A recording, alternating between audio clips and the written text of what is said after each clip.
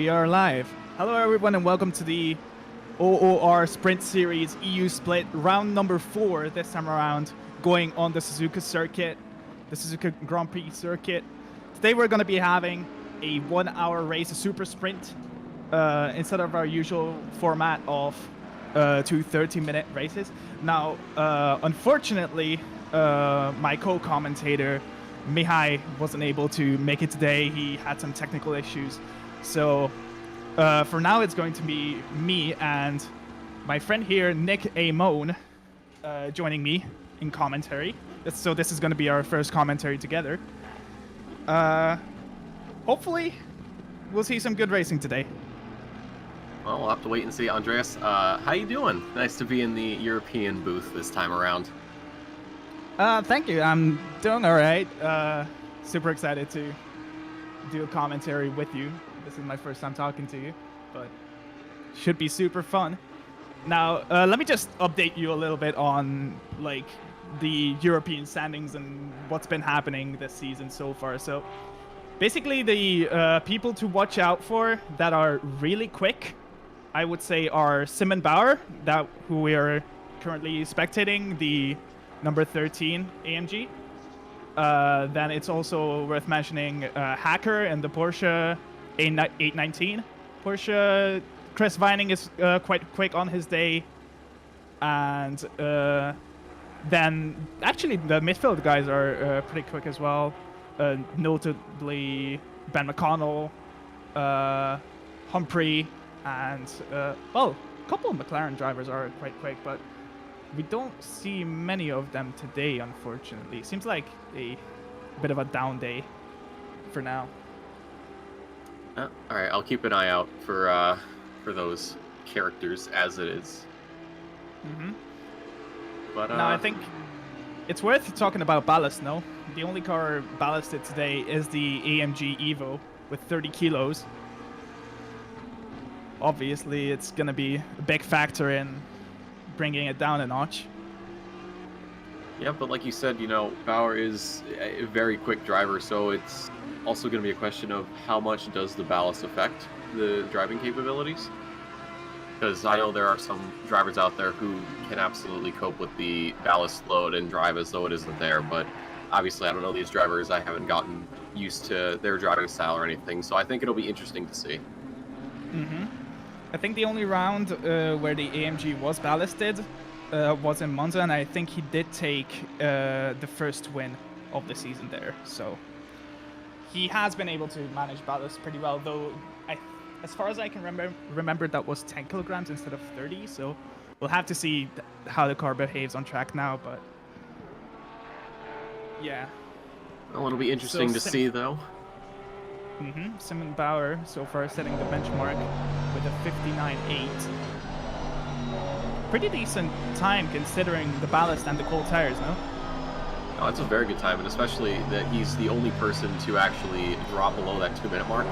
Chris Vining, another driver you had pointed out, he just ran a 2-minute .8, 895. So the fact that he's a little over a second back shows you that Bauer is not really worried too much about the ballast. He's just getting ready to, you know, get those tires warmed up, like you said, and start getting some laps going. Let's see, Humphrey putting onto P3 for now provisionally. Now, I wanted to ask you, what do you think of the Audi around Suzuka? Because we've seen around Brands Hatch, the Audis, at least in Europe, have struggled a lot.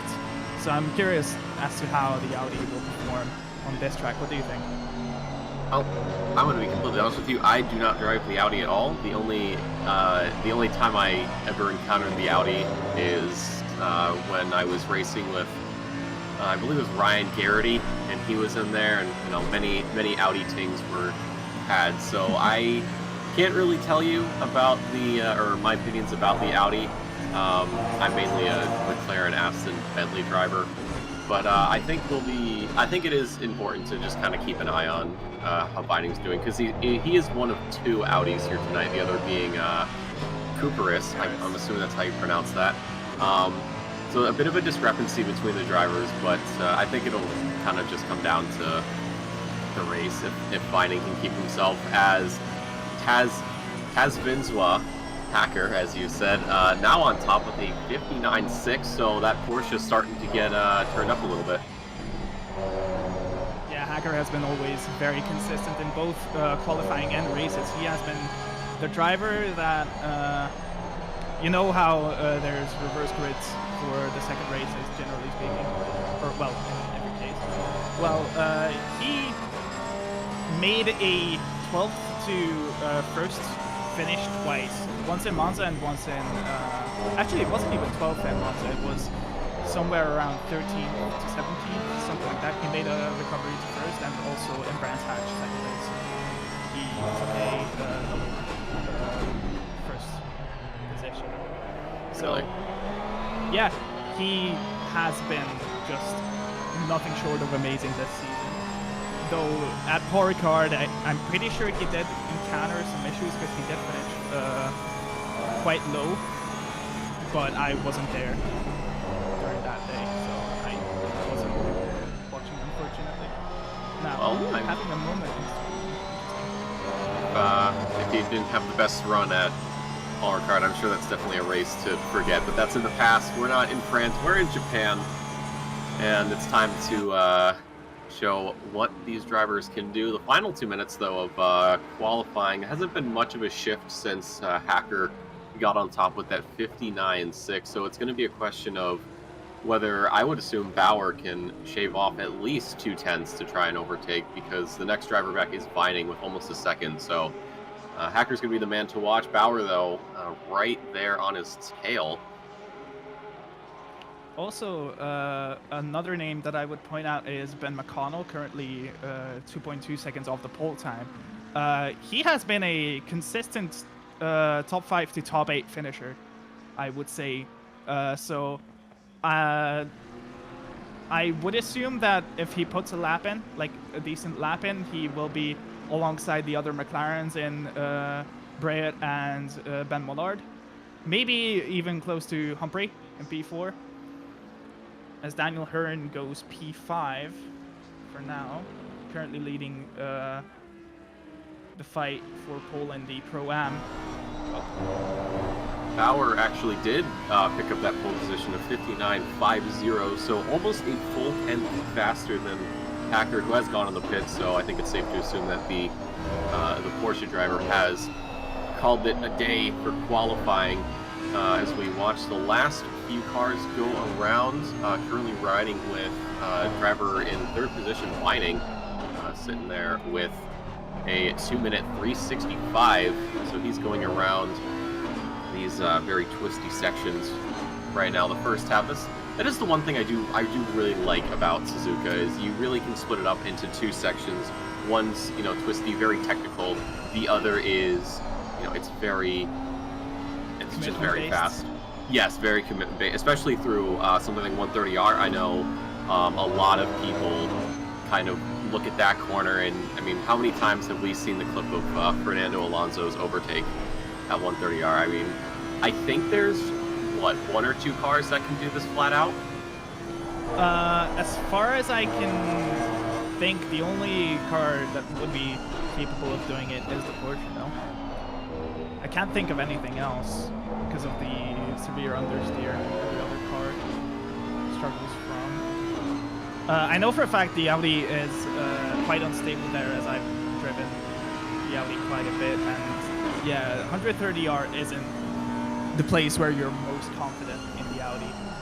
He does close the gap a tiny bit, Chris Vining, but still stays P3 for now.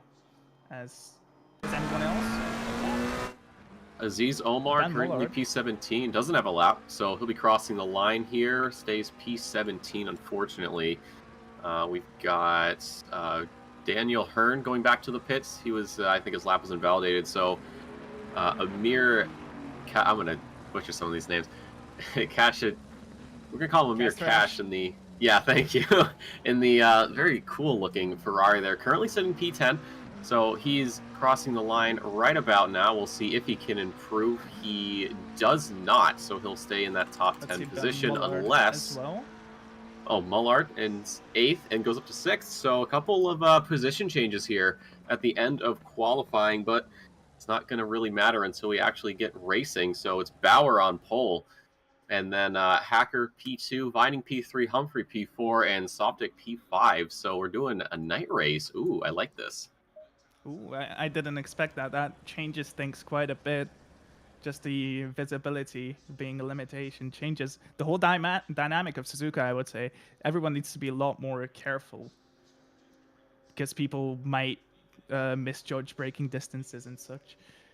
But that should be very interesting to see. Now, do you want to do the track walk or do you want me to do it? Since You I'm go for a bit it. more... Okay. All right. Also, a bit of a shocker to see Mcconnell down in 12th for now. Maybe his setup wasn't in tune. Because he usually is with the group in Ben Mullard, Daniel Hearn, and William Humphrey. So we'll have to see if he makes a recovery during the race. Maybe he's just trying to get content, you know, one of those like worst to first sort of deals, but like 12th to first. Who knows? Yeah, exactly. Just this time around, it's not a 20-minute race, it's a 1-hour race, yeah. Anything can happen. Exactly. Now, there is a mandatory pit stop in this race, correct? Yes, there is. I think it's either this race or next we're gonna be going for 2 mandatory pit stops. I saw it in one of them. I remember reading it. I don't know if it's this week or next. Or no, it was Paul Ricard. We have the 2 mandatory stops, so it is just one for these drivers. So it'll be interesting to see when people are going in. I know it differs from circuit to circuit when it comes to these mandatory pit stops and even car to car. So I don't know exactly when people will dive into the pits, but I'm sure everyone has a general idea of when they're going to go. It's really just a matter of which car can turn on the tires rather quickly and which cars can't, because then the prominency of the undercut or the overcut might be more pronounced a bit. It will be interesting to see around the 30-minute mark to see who dives into the pits early, who decides to stay out. I think Suzuka is one of those circuits where it does take like 1.5 laps to turn on the tires and generally get back into decent pace. So maybe the overcut has some potential here. Though Possibly, tire deck is quite strong. So yeah, I was going to say that the tire degradation is a huge factor here. But I think some drivers may also kind of gauge their opponents over the course of this race and start, you know, maybe going for overcuts, maybe even undercuts, depending on what they're feeling, how they're driving. Just a whole multitude of factors really for tonight.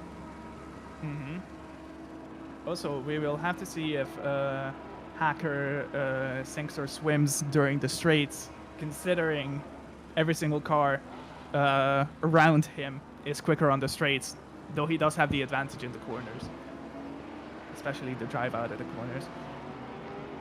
Be the one place to watch, I think. Now, what are some main overtaking opportunities around this track? There are a couple, no? I would mention the. I would say there is. Yeah, right here as we go through, definitely an overtaking spot. I would assume going through Spoon would also be an overtaking. Yep, the final chicane would be a spot I would look towards, and you know, maybe someone's feeling brave and they try and overtake it turn 1 or through the S's, who knows? Ooh, side by side through the S's is always very exciting to see. I've seen it once and it ended in absolute tragedy.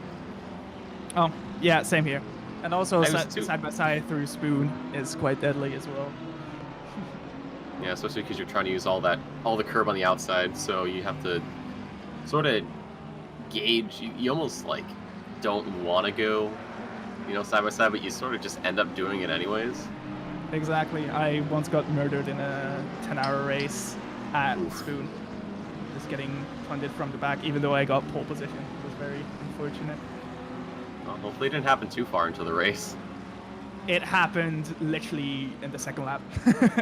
Okay, you know what? Honestly, I'd rather get punted off at the second lap than, punted off in the final lap. Second to last. Yeah.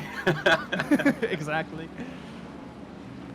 Oh, man. Well, the safety car pulls away, so it looks like we're going to be racing here at Suzuka in just a couple of seconds. Still have to navigate through the final chicane.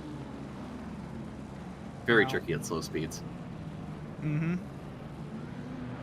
Now, hopefully we see a nice lineup of a double file, because we have seen bigger gaps between the drivers sometimes at the start. It seems fairly clean by the looks of it. Well, large gaps though, but that's quite usually large towards the back. I don't know. They'll figure it out eventually. Who knows? But here we go for the only round of EU. Green line, go, go, go. And it's green here. Bauer pulls off along with Hacker down to turn 1. It's going to be Vining Humphrey right behind. An excellent start for all of these drivers as they go door to door through turn 1. It looks like Hacker almost going for a move around the outside. He actually does. What an absolutely insane overtake on Bauer, who's going to be losing that pole position right away. Everyone else starting to file through the S's here. So now we start going into the very technical half of this circuit. A little side-by-side action in the back, but so far everybody's keeping it clean, and it's going to be Hacker starting to pull away here, trying to gain an advantage through these much more technical turns here. The Porsche, not the best top end, but through the corners absolutely will be the car to beat. So Hacker's going to try to open that gap up to Bauer, but this start so far has been absolutely perfect for pretty much everybody. Yeah, seems like it. The Porsche getting the insane launch as always from the line, going side by side through turn 1 and 2 respectively, getting out on top in the end and navigating the SS safely. Simon Bauer left just the right amount of space to not have an accident. You could see that there was barely any space left on the curbing, but Hacker sticking it out as we have an accident between Millard and the Bentley of Jamie Martin. Doesn't look like it's going to cause too much of an issue, just a little loss of positions for the McLaren driver. I'm sure the stewards are already on top of that one. And then slight contact as well between the Bentley and the McLaren, and then also the other McLaren of Matt Mcconnell. Oh, we've got 3 wide here in the back, 10, 11, 12, and we've got contact. Whoa, 2 of the McLarens coming together, holding on though. And that's going to be Mcconnell losing out, although trying to go around the outside, he is going to go quite wide, and he will sort of, quote-unquote, pick up the position from Kesh, but, 3 wide down the back stretch. That got very dicey. Now Jamie Martin on the back of Daniel Hearn.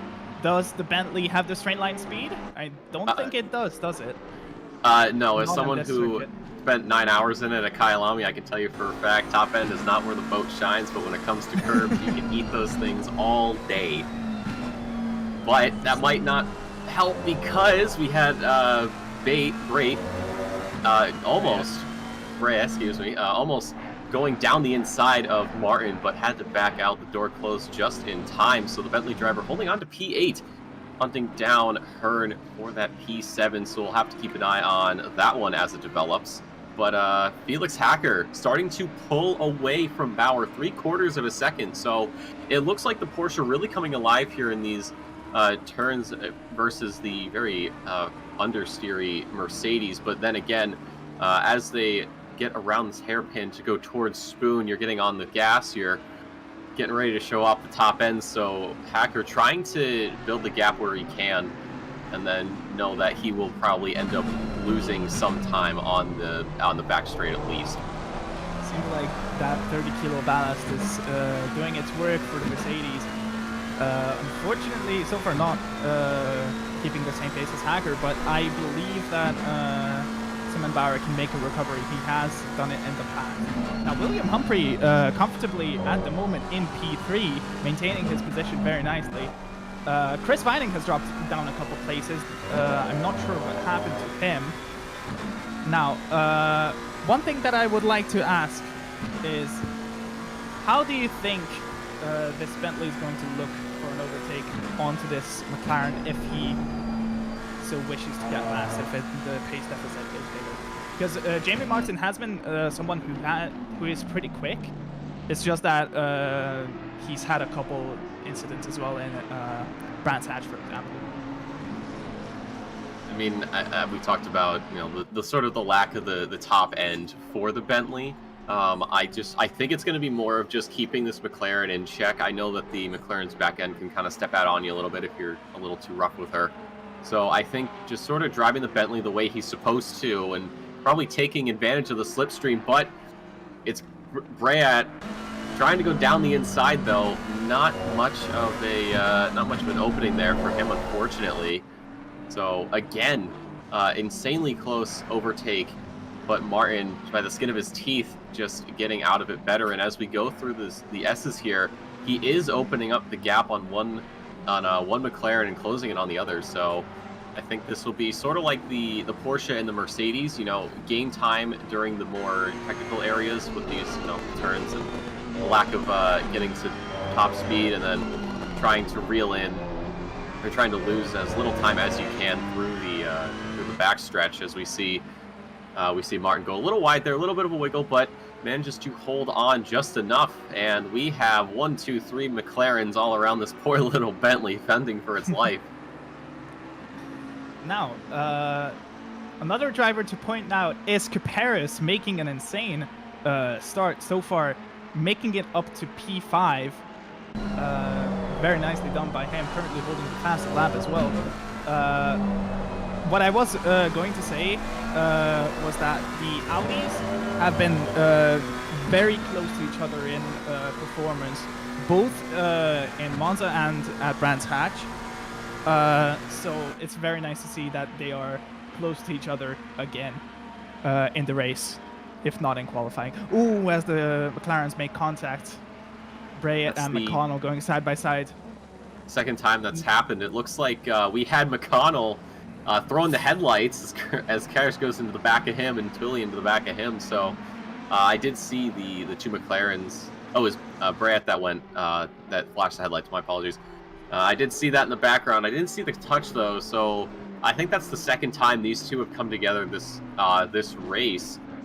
We actually do have Tudor Muntean, who is sitting quite high up the grid, now is all the way down in last. I don't know what happened, but he dives into the pit lane along with Tully. I don't know if this is for a mandatory pit stop or damage. It's very early in the race, though. It's so early. It must be for damage, no? Possibly. I mean, we saw the Ferrari of Tully go into the rear there of his fellow Ferrari driver, I believe it was. So probably crunched the hood a little bit. We'll have to see. It will count towards their mandatory pit stop, so if they want to do some sort of absolutely insane sort of run, they could do so. Chris Vining, though, picking up fastest lap at 2:01.335, so that takes away of Caparis's, which is now a 2:02.1, so he did improve, but there's still an 8/10 second gap between him and his fellow Audi driver on that fastest lap. Now, Hacker is the quickest car on the track at the moment.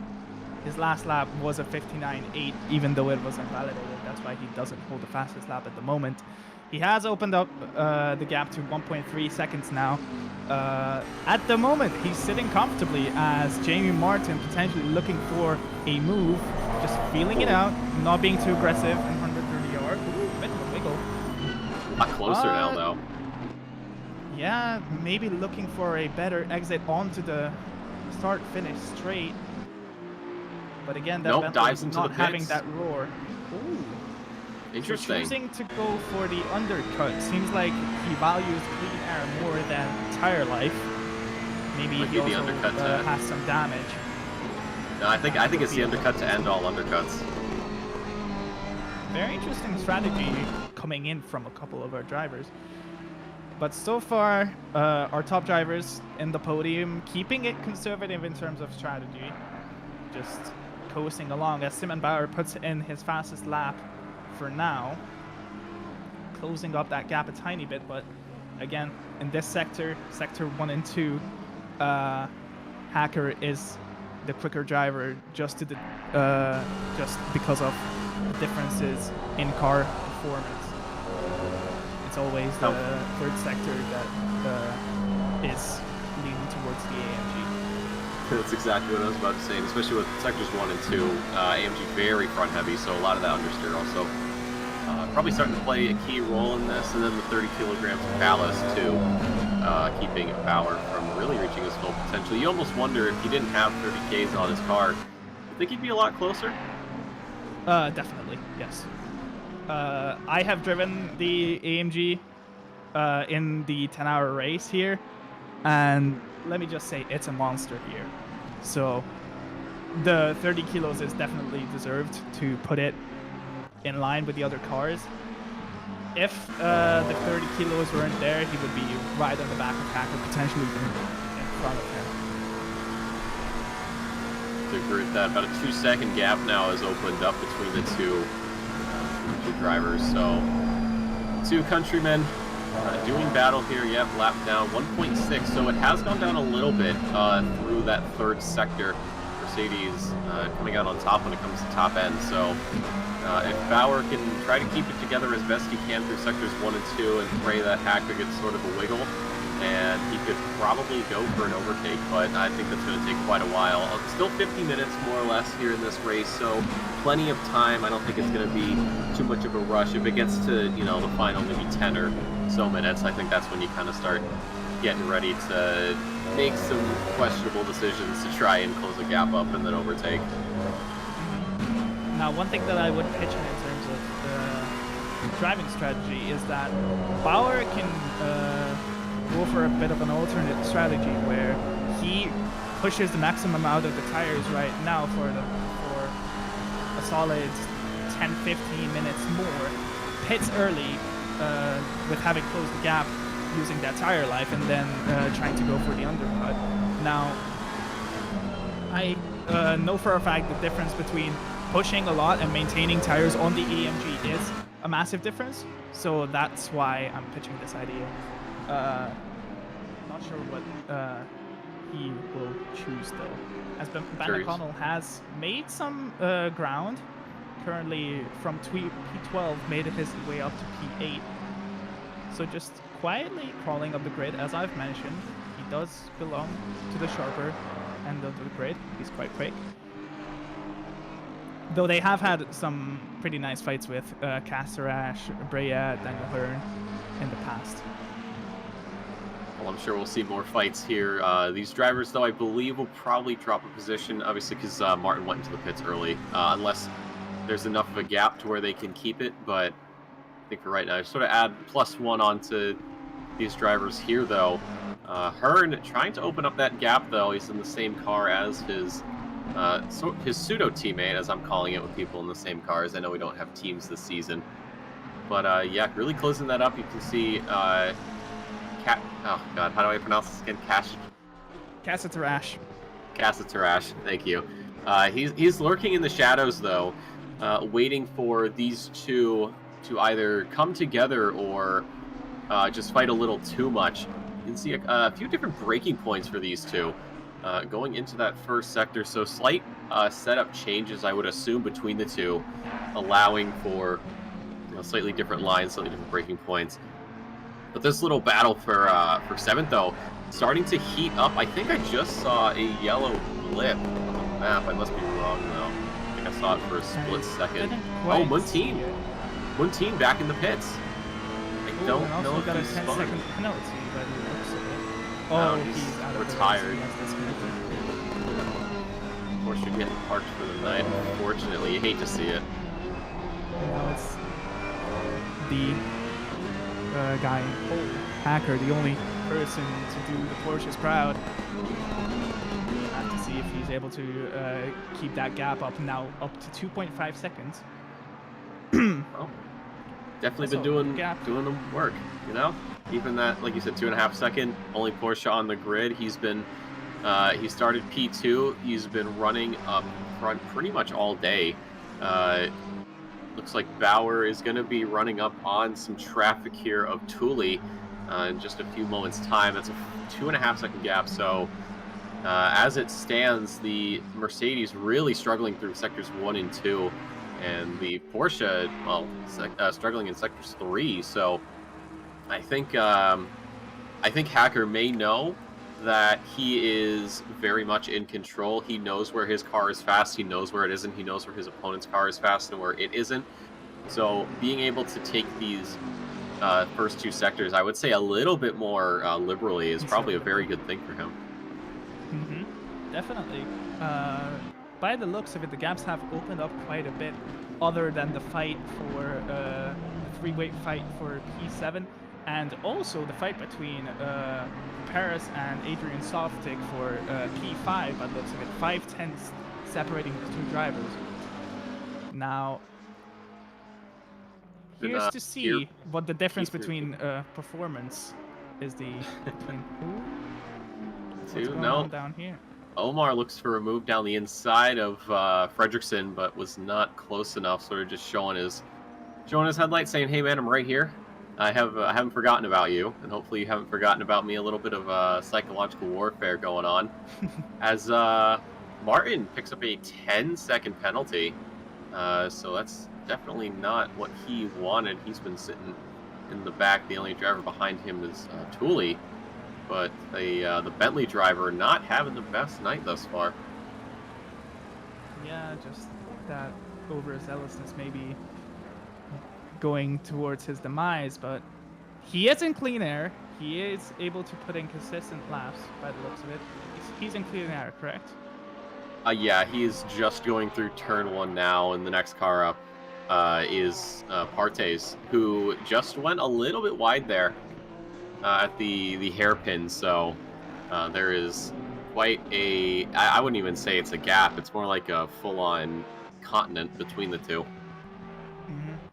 Now, by the looks of it, Simon Bauer, with that 30-kilo ballast, is just really struggling to maintain the pace of Hacker, who's been leading all throughout tonight, even through qualifying. It was super close. So it seems like the Ballast doing its job a lot more during the race than in qualifying, which is to be expected. It also is interesting to speculate about tire life, because I think at this point maybe Bauer should just go for the conservative, going to the pits at the halfway point, because he is not catching Hacker by the looks of it, unless he makes a major mistake. Yeah, and I think it also is important to note that if Bauer does, depending on when he goes in the pit, it's also a question of where does he come out, who is going to be around him, you know, is someone else on a better strategy than him? I think it's sort of something he needs to gauge as this race progresses. Making the wrong call early can be a huge dent in your race if it's done poorly. Now, we're on board with Adrian Softick for P5, the fight between Paris and Softick at the moment. Now, the Audi is very quick out of the slower corners, having that mid-engine drive, the weight at the back just having so much traction. The Aston is the exact opposite. It's dead on the exits, that turbo lag always being a menace for that car. So it's going to be interesting to see where the Aston can find an advantage potentially, because he has been on the back of Paris for a long time now. Yeah, he has. I think he's sort of trying to gauge where he can gain time, if any. He is about half a second back, though, so it'll be interesting to see. Like you said, that turbo lag actually being a huge hindrance. As we say that, Caparis not getting the best entrance into the chicane, so he is going to lose ground there. Softick with the slipstream coming down this front stretch. He may go for a move. Caparis staying on that left side, the ideal line here. Softick not really going for it. Pulls out to the right the last second and is not close enough for a move. So as it stands, Caparis holding on to that P5 very briefly. A bit of a wiggle there from Softick going into the beginning section of these S's. But on the back camera here from Caparis' car, giving us a very good indication of just how close Softick is to him. Seems like the characteristics of the Aston are very resemblant of the Bentley, where the curbs are just an all-you-can-eat buffet, isn't it? Oh yeah, absolutely. I would 100% agree with that statement. Navigating through Degner 1 and 2 right now. As you can see, the Audi having that insane rotation in the mid-speed to low-speed corners. Also, a very nice drive out of the corners. It's also very good in terms of braking, potentially even matching the Aston Martin and the Porsche, who are the dominant force in braking performance, generally speaking. So, yeah, the Audi is a very good all-round car if you know how to drive it. It is very difficult, though. Can just decide to delete you into the barrier with a snap of a finger, though. That's the difficult part in it. I would agree. I've had several races, especially at Spa, for example. You go up Eau Rouge, and I can't count on both hands how many times I've seen an Audi just get a little bit out of shape one way, and then it just snaps the other way, and that those barriers being very full. Me and Mihai actually have a saying for that. That is known as a certified Audi moment. Yep, I think I've heard my fellow casters say that in this season and past seasons. So I'm not gonna deny it. It's very true. I just don't want to experience it myself. Exactly. It's that you'd have to be a certain type of masochist to drive the Audi, but I am one of those people. I like to go with the safe picks. That's just who I am. Mm-hmm. I'm that person who drives the Audi, the Porsche, the AMG, stuff like that. Whoa, we got Softick getting a little out of shape there. Got right up the tailpipe of Burris, so went a little bit wide, almost lost his Aston, but one of the safest cars you can drive in this game, so he's able to hold on to it though. Hearn going into the pits for his mandatory stop here, 38 minutes to go on the clock, so things starting to, I think we're going to start seeing the pit strategies come into play here. Mm-hmm. Now, Hacker's still even further building that gap. Now, established a 4.3 second gap to Simon Bauer. William Humphrey is also losing a lot of ground to Simon Bauer, so he's at least in a comfortable P2. Chris Vining dropping back. It seems like the gaps at the front have just opened up massively, which is not what we want to see generally as commentators. No, definitely not. But yeah, so maybe a bit more emphasis on pit entry and exit. Potentially gaining ground or losing ground there. Hopefully, so we have a bit more to talk about. We'll have to see. Races, it's not even half over. There's still more than enough time for things to happen here as we fly along with Aziz Omar, currently sitting P13, been behind Fredrickson for a good bit as this race has gone on, and then we got Partes right behind, about a second or two back, so he's been just lurking in the background, although Aziz with the slipstream goes to the right onto the grass, and he's got to pull back into the track to keep that Bentley from spinning around. It might be the safest car in the world to drive in terms of curb and grass, but it is not invincible. He's getting very brave there, going through 130R. I thought he might have gone for a move down the inside, but a little too far away as they go onto this front stretch once more. Fredrickson holding on to that P12 for the amateur class drivers. Pretty solid result there, holding off the pro drivers. Always feels good. Omar trying to pull out to the inside, but is not close enough, although you can see him using the better braking on the Bentley and just how well this thing handles in these corners and trying to close that gap up. He's been getting incredibly close these last few laps and has not been able to get an overtake done. Seems like his car is responding very nicely still to very aggressive inputs, so his tires are not struggling whatsoever by the looks of it. Now, by the looks of it, Fredrickson having a lot more smooth inputs, let's just say. Taking a lot of curb there, but maintaining it very nicely. Penalty coming in for Johnny, or McNulty, excuse me, who Not seeing pop up. I think we have a phantom penalty. Yeah, that does seem like it. I don't think I've heard that name in already yet. No, I don't think it is. Hacker into the pits though, so Bauer going to stay out. I don't know how long he's going to be out on track for, but he will be staying out, trying to open that gap up as wide as he can.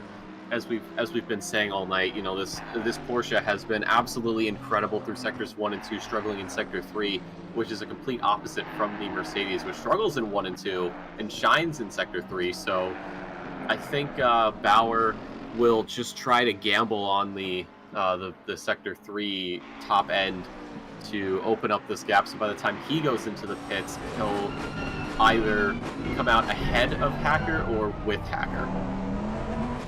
I think what Bauer needs to do now is just go as long as he can, maybe potentially look for that long run, and then try to do something with the tire advantage by the end, because Hacker pitting so early indicates that he potentially is struggling with tire life, so he might be running a quali setup or a very aggressive setup that is designed for shorter runs.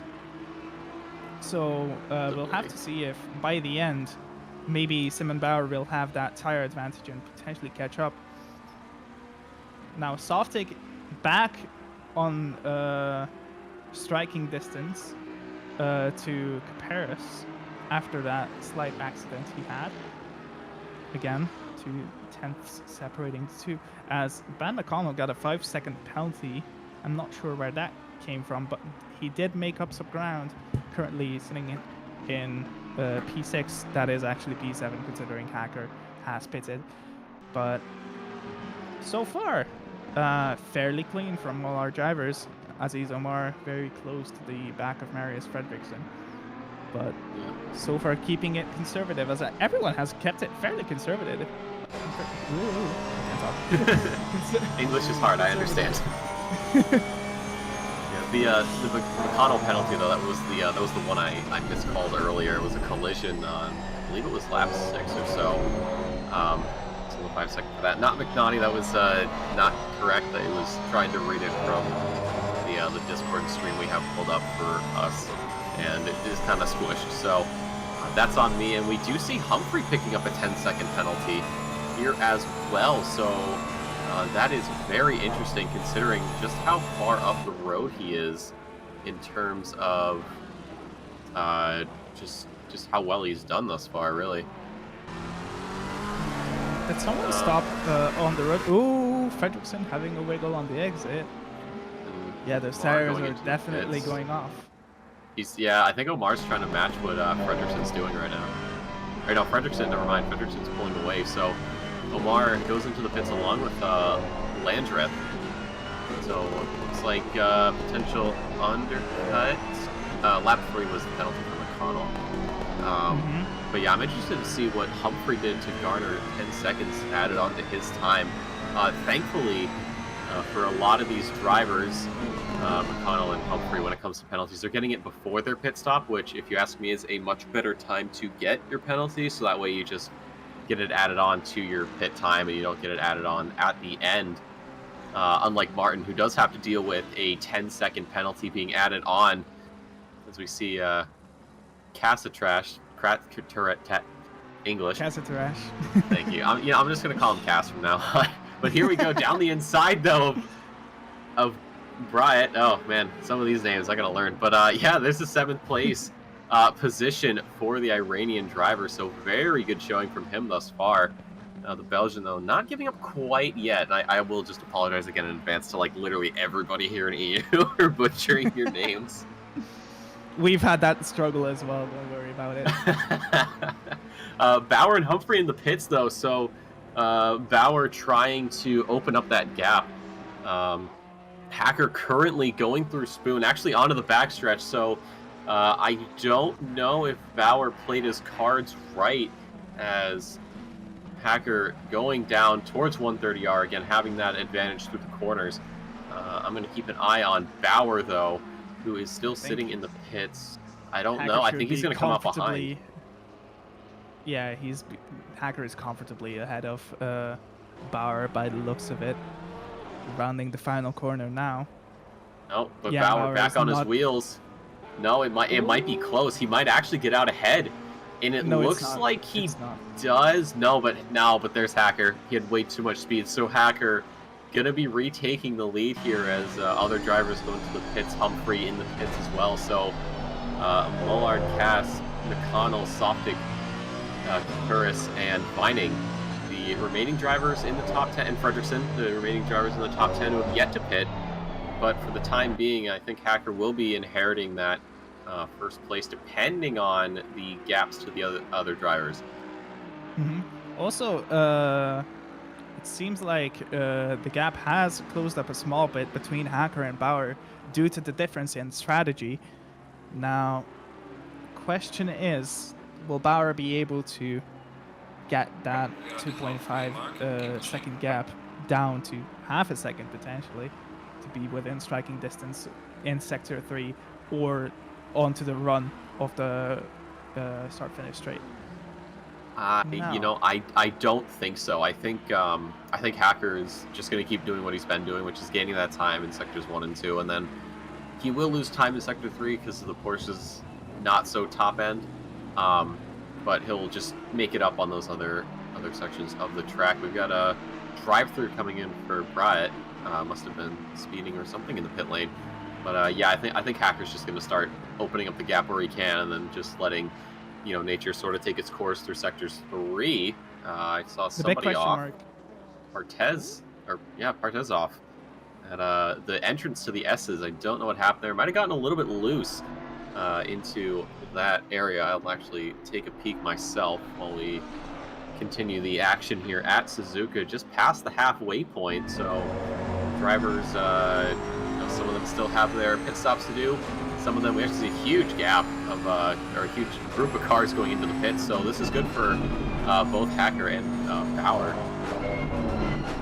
Also, the fight between Kukuris and Softick now opened up due to difference in strategy because Kukuris went into the pits while Softick decided to stay out. Now Chris Vining does his scheduled stop, most likely gonna slot into provisional P3, or not provisional, P3 after pit stops. Ben Mullard also in the pits. So Softick potentially looking to go longer because he has been on the back of the Audi of Kukuris for a long time, and he might think that he is quicker in the clean air. So we'll have to see what happens when he decides to make his scheduled stop. See where he comes out. I did just check the replay of Partez. So the back end just sort of stepped out into turn 2. So, or started the SS. So that is, he didn't hit anything. He just sort of kept it off the walls. I mean, it's kind of hard to hit the walls there. So just slight time loss for him. Tires probably flat spotted a little bit, but shouldn't be too much of a problem. Softick, though, now diving into the pits, so he's going to be getting his mandatory stop out of the way. We do turn our eyes back to Hacker, who is currently going down the back stretch, so Ben Mcconnell will take the lead for the time being, but that will probably not stay as such. Hacker going through 130R right now. You can see just in the background you got Bauer there. The gap starting to open up, almost 3 seconds now, so I think, yeah, Hacker's just gaining the time in sectors 1 and 2, and then losing something in sectors 3. Car 789 off as well. That's Cash again. So I don't know what happened there, but his night not going too well after that pit stop. Maybe cold tires? Maybe. Also, Fredrickson not making his pit stop yet, even though we have seen him struggle on the exits of corners. Just that rear grip losing a lot, but he is still going, surprisingly. Paris now rounding the back straight. We'll have to see where the Aston Martin comes out. Also, Jamie Martin got a drive-through penalty. I'm not sure what happened to him. I do not know. Let me just double check. Yeah, no, there's nothing here for it. So I would assume that it might be a pit lane speeding penalty. Maybe I don't know, or maybe it's track limits. Because I know if you get 4 track limit warnings, it will knock you. That's my guess. Mm-hmm. Now, where does Softick come out? Does he slot in behind Humphrey? Maybe potentially ahead of him. By the looks of it, behind Paris. Is that real good the feel updated that- sheets? Sorry. Yeah, it is the updated sheets. Okay. I was just looking at the scoreboard to see Oh yeah. where did Softick come out. Because for a Yep, second it how looked like lovely it is. he was up in P3, P4. Maybe he is. Who knows? Maybe the scoring's wrong. We'll wait and see though. Mcconnell staying out. Fredrickson, he's going through 130R right now. He's been out for quite a while on these tires. Maybe he's got some sort of long-term investment here that we don't know about. We're not in the driver's heads. We're not in their ears. We're here in the booth. And he passes up the pits once more. So how long is he going to be out on these tires for? I know, right? At this point, I don't think it's even to push a lot at the end, because at this point the tires won't fall off even if you push them to death until the very end. Also, another thing to point out, the fight between the Ferrari, seems like the BOP is not favoring them today, but they seem to be fighting alongside each other quite a lot. Before the penalty, some sort of penalty came in, Tully was in that pack as well. Tully not having the best night here, unfortunately. P17 for him. I believe he started quite far up the grid. He started off in P13 actually, so he's been dropping positions, unfortunately. Not a night that he wants to remember. I'm sure after this he'll just get ready for next week's race, which will be held at, I believe, I could be wrong, it's held at I forgot. I forgot as well. I'm not exactly Zandvoort, sure. actually. Okay, so it'll be in the Netherlands. That'll be a super sprint, so 2 races, and then we'll end off the season at Kyalami. What a great track to end off at, but well, Ooh. we've got to get to those continents first. Mm-hmm. I will have to make a vouch for Bathurst for next season. That is, That yes, track. Bathurst. Oh, Needs to be on the calendar. absolutely. It just has to. I mean, it was, when I did sprint, it was, I forget, I think it was like the 3rd race of the season. It was a sprint, and that was like my best finish, just because I mean, the thing with Bathurst that's different from other tracks is it's very much just a war of attrition. I mean, you can just say that anyways with any race, but especially at Bathurst, you know, one wrong move, especially on the mountain, is going to just cost you so much time. So, you know, I would be going around and, oh, this guy died and that guy died, and well, here I go, just doing my own thing. And it was a, P11 finish. But yeah, it needs to come back, absolutely. It's that track where it requires a lot of commitment, and every mistake can potentially spell death. Oh yeah, the amount of focus you need. I mean, when I race, whether it's, in an organized fashion or it's just sort of a pub lobby, the amount of focus is absolutely insane. But going to Bathurst, I'm going up into levels of focus that I didn't know about, as we see Martin actually getting disqualified from this race. To him? I don't know. I'm wondering if it might have been potentially track cuts. I don't know. I've never seen somebody get disqualified in any race. So wasn't that he is just very running interesting. down the start-finish straight as he got Yeah, he was. disqualified? You know what it might have been? He may have had.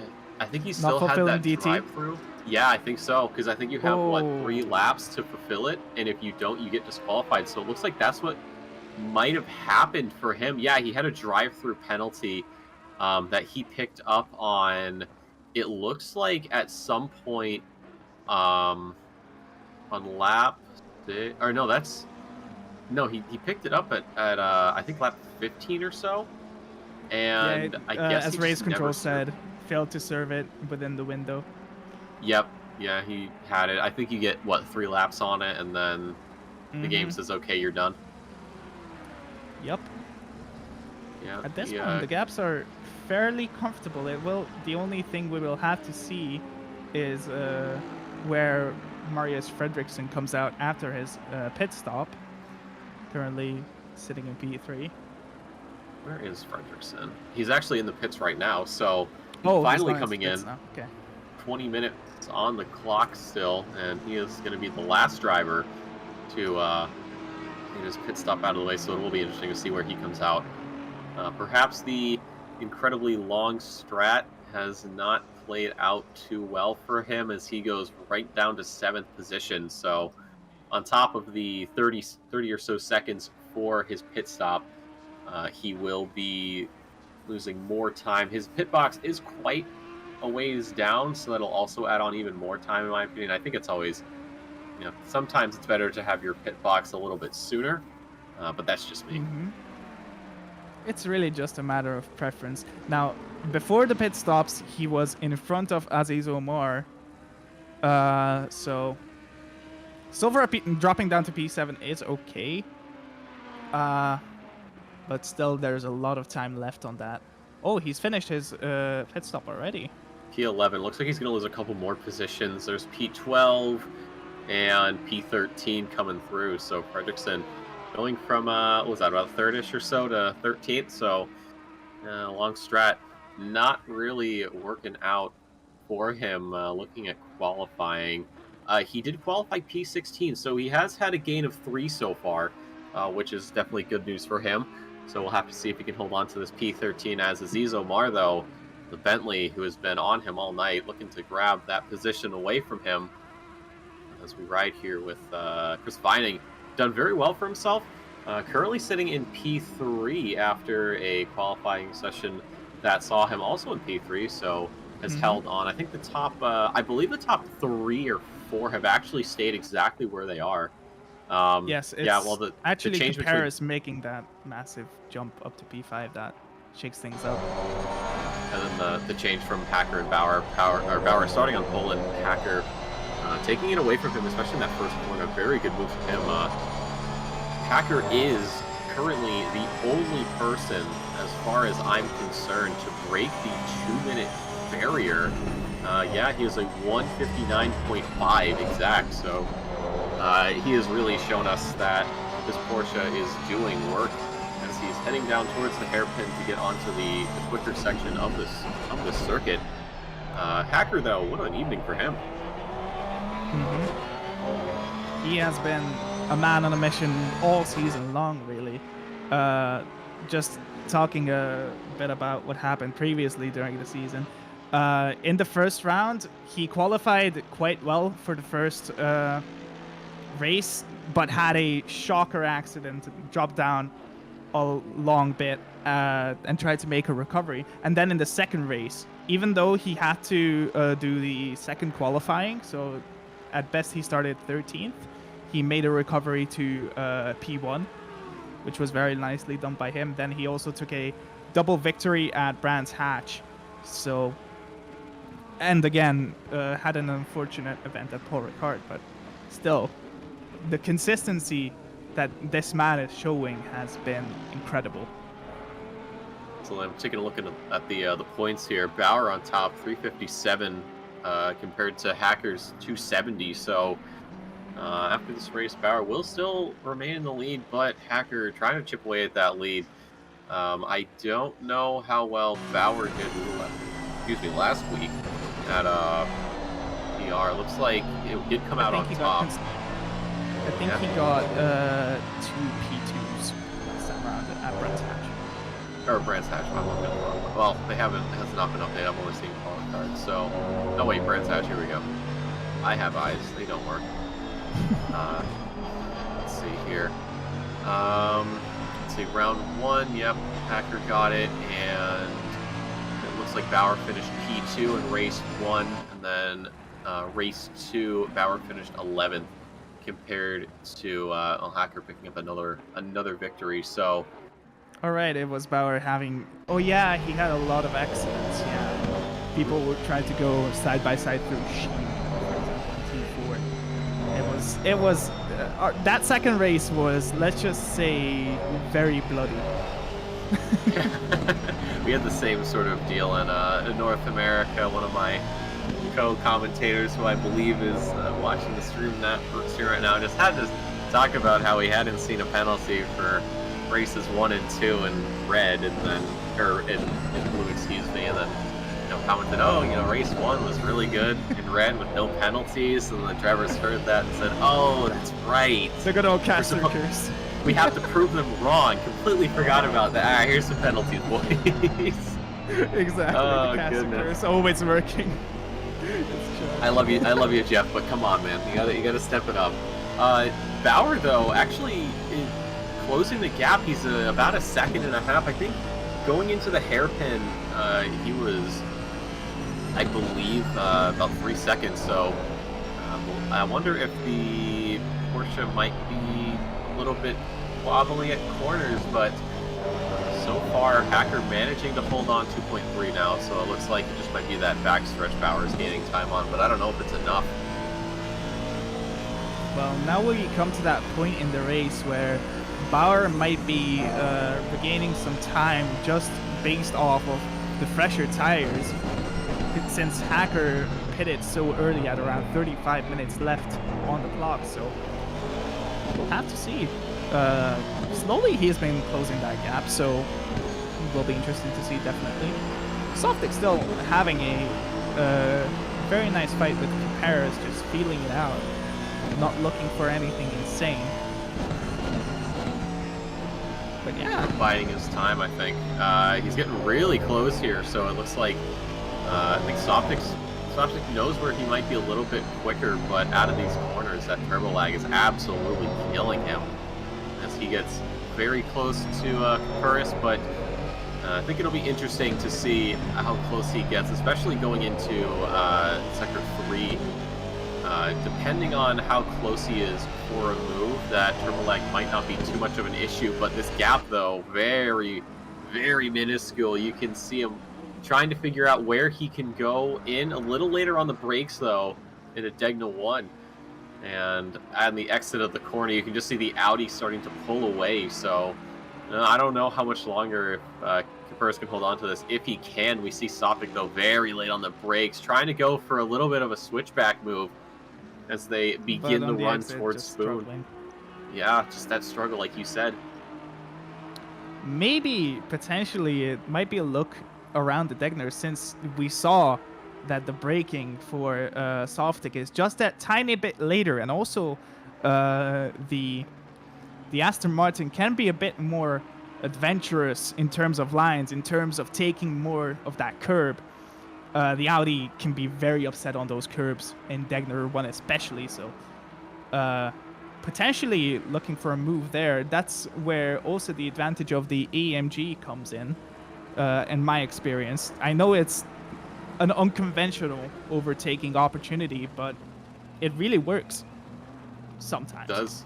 Well, look at the line Softick gets. He goes a little bit earlier on the brakes, and just not enough. I think he might have stood on the brakes there at the exit of the chicane. Yeah, just sort of lost out. It was a very good line, though. He pulled alongside the rear left quarter panel of the Audi for just a second, but was not close enough. It looks like he was going to go for a move down the inside, but not exactly. So we looked to Degna 1, like you had said. That's where we saw the closest opportunity. So we'll have to see if he gets a little bit brave over there as well. Keeping it super tight through the S. It's surprising to see him not struggling at all with the dirty air. For example, the Audi and the Porsche definitely struggle a lot more when trying to follow another car in the corners. So definitely interesting to see how the Aston just chunks through it. Surprisingly, he's still very conservative with that curve. Maybe he's had that moment there in the past. possibly, understanding where you can and can't go, and especially in a situation like this, as we get towards the final 10 minutes, I think most drivers are going to be sort of settled where they are, but some are definitely going to be sizing up moves. Softick, for example, one of the few drivers with any sort of overtaking potential. Omar, though, down in P14, very close to Fredrickson, who's in P13, so Fredrickson holding on for dear life as he also has to deal with Lander in front of him, but Lander starting to pull away. But for the time being, we're going to see if Softick gets a little bit brave here, going through 130R onto the final chicane, gets a much better line, it looks like. Just tries to go to the outside, but it's going to be Caperis that covers it off. So you go through the chicane one more time. A little bit more on the grass there for Softick, it looks like. Out of the corner, though, the Audi, oh man, just that thing pulls away. The acceleration on that, the acid, having to deal with that turbo lag. I mean, if I was in charge and you can make changes to the cars, I would just stick another turbo on it. Isn't that what they It's did? already a twin turbo car, no? Ooh, having a bit Triple of a turbo. look, but triple turbo, the ultimate not? solution. Well, didn't they do that with like Group B rally cars, like the Audi had an issue? Hold on. We got Softick, though, very much on the bumper of the Audi, has gotten a very good run through the S's. I'm wondering if Caperis might have gotten a little bit loose there. I was busy observing something else, but Softick getting maybe a little impatient. He's been behind for so long. I think he knows that if he can get away, he can use that dirty air to mess with the Audi a little bit. But again, just falling back. He gets right on the bumper, holds on for a little bit, and then falls back and has to do it all again. Also, Caperis knows he has to keep this position, really, because the Audi struggles a lot in the dirty air, especially around 130 R, where it's already very unstable, generally speaking. You have to be very precise on your inputs to not have a moment there, as the patented certified Audi moment.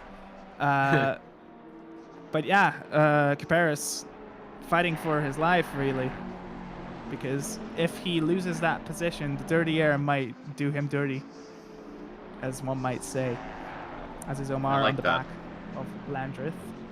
But he hasn't been Audi-tinged yet, so we'll have to see, though. In the background, though, Omar did get around Fredrickson, so that is another position gained for him. But again, it's just the constant struggle of Softick getting right on the undercarriage of Caperis, and then the Audi just using its acceleration and pulling away as Partez in the pits, possibly for damage, maybe fuel. So right on board here, P13, it's Omar, right on the back of Landreth. So a very, very good run here from the Kuwaiti driver as they go towards Spoon. He does have that inside line, but he is going to get a little bit on the grass and has to drop back. Landreth, though, kind of relying on the prancing horse to really move its legs as they go around Spoon here onto the back stretch. Omar with a bit of a wider line so he can take a bit more speed. I think Landreth might have had a slight little wiggle there. And now Omar does have the slipstream, the view from the back of the Ferrari. You can see just how close that Bentley is. Looks down the inside for a moment, but it's not going to be his move as he's going to move to the outside here. Landreth defending into the chicane a little deep, but that does give Omar a very excellent line both ways. And now they pull back onto the front stretch, and it's going to be Landreth losing it. And that is Omar with one of the best dodges I think I've seen. And, well, that's P12 for him. That was such an intense moment, and apparently the mind games in the end working in the favor of Aziz Omar, showing that nose before that 130R corner. In the end, Landreth making a mistake on the exit of the final chicane. As the fight between Softick and Caperis just continues to deliver. Still looking for that overlap, but Softick hasn't been able to get it anywhere just because of the nature of his car. Definitely not a decent overtaking car, especially on this track, considering that it's all on the exits. Yeah, exactly. We're actually seeing Softick here is actually doing a very similar line to what Omar did, which, I think is what caused the Ferrari of Landreth to lose it. I think I saw Landreth trying to cut the last corner as much as he could, but just got a little too overzealous and would end up, as we saw, just losing the Ferrari a little bit, catching it, but losing not only P12 but also P13 to Frederiksen, who did make the most of it, as we see Kapuris getting a little bit sideways. I know we're in Japan, but now's not the time for Tokyo Drift, my friend. Softick had to get on the brakes there to avoid contact with the Audi and picking up potentially a penalty. And the gap, though, very, very small. I mean, deja vu. I feel like I've been in this place before. Softick incredibly close and then having to fall back, unfortunately, it seems like all night long. Yeah, it's been a fight between the two of them all night long, but both of them have kept it very respectful, very clean. So props to them for going at it hard but fair all throughout this race. Absolutely. Softick, what a line there through the hairpin. And, well, keeping the gap about as wide as he can get it through towards Spoon. Again, a little later on the brakes, though, you can see him just trying to pick up time where he can, using potentially the slipstream of the Audi. I know the Dirty Air doesn't do too much to the Aston Martin, and now he's going to be a lot closer coming down this back stretch. He's got the slipstream. He's incredibly close. He's going to pull to the inside, and Kapuris just drifting over, and he's blocking again to the right side. I don't think Softick's going to like that too much. So they go through. They both go wide through 130R, and he's going to go along the outside a little bit later on the brakes. You can see that beautiful line through there, and it's just that Audi. It feels such a wide car sometimes, as Kapuris desperate to hold on to that P5. Trying to hold it together, keep two Audis in the top 5, but Softick starting to go door to door here down the front stretch, into turn 1, a bit later on the brakes, and it's almost the switchback move for Softick, but he is going to have to slot in behind the Audi once again. 3:38 on the clock. Kapuris again being exposed to a worse line into the final chicane due to just the nature of the unstable 130R, and then exposed to the chicane. Even though that was a bad line for him, he had to commit to it due to Softick looking for the overtake. He still gets the better drive on the exit and is able to maintain it side by side through the first corner. Very nicely done by him. Now, at this point, considering how many attempts Softick has made, it's just a sealed deal, isn't it? It really requires Kapuris to make a massive mistakes, because I don't agree with that. Oh, really? Now, interesting. No, I mean, I know you're talking about the number of attempts and how close he's getting, and he gets close and then he falls back, and we're talking about mistakes, but I think Softick does have it in him. If he doesn't, okay, never mind. I might have spoken a little too soon, or maybe that's a tactical move. I think if Softick does get it done, though, it's gonna have to be on this. Actually, no, I think we're gonna have another lap after this. We didn't get the call for final lap, so there will be one more attempt for Softick to get an overtake done. Hacker, though, just getting through the S's now, about to get to Sector 2. He does have a little bit of traffic in front of him. Softick, though, a lot closer here again, and Kapuris just, well, using the acceleration of that Audi and pulling away. Softick trying to use the slipstream to get some move done. You can see just how close he is, the onboard camera here, as we switch back to track cam. Softick is just trying everything. No overlap, you're right. Absolutely none. Kapuris still keeping it clean. Very nicely done by him. Even though his lines have been a bit more on the adventurous side, let's say. Just those drives out of the corner, keeping him safe, really.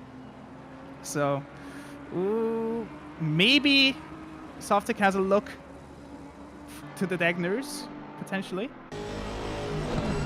close enough. No, later on the decides brakes, to though. keep it conservative. But that's what he's been doing. He's been later on the brakes through Degna 1, and then I don't know what happens through Degna 2. I don't know if it's a line or something, but he is incredibly He just keeps close. it super safe by the looks He of it. does, absolutely. Hacker, surprising. though, getting ready for the final lap here as it does cross the line. 6.5 to Bauer has been just driving away with this. Oh my God, he has been top of everything this evening. He has been running probably some of the most consistent laps here that we've seen. His last lap was a 2-minute 7. So I think it's safe to assume that he's been running about the low 2-minute, high 159s all night. So he's been doing an absolutely incredible job. He was P2 at the start, got the move around Bauer around the outside of turn 1, and hasn't really looked back. But we look back to this battle for P5, Kapuris and Softick. One final lap to go here in Japan for Europe Sprint Series. You can see how close he is using the slipstream. Might go down the inside here into turn 1, and he is. They're door-to-door through all the way around. And now look at this, into the S's. Who is going to be braver? It's going to be Kapuris on the inside, and then the outside, and then Softick inside, outside. A little bit of a touch there as they pull through. Look at this racing. This is brilliant stuff. Kapuris, though, trying to keep it together as they go around the long right-hander. You can see the flashing lights of Softick. He's not happy. Off into the wall in Softick's night.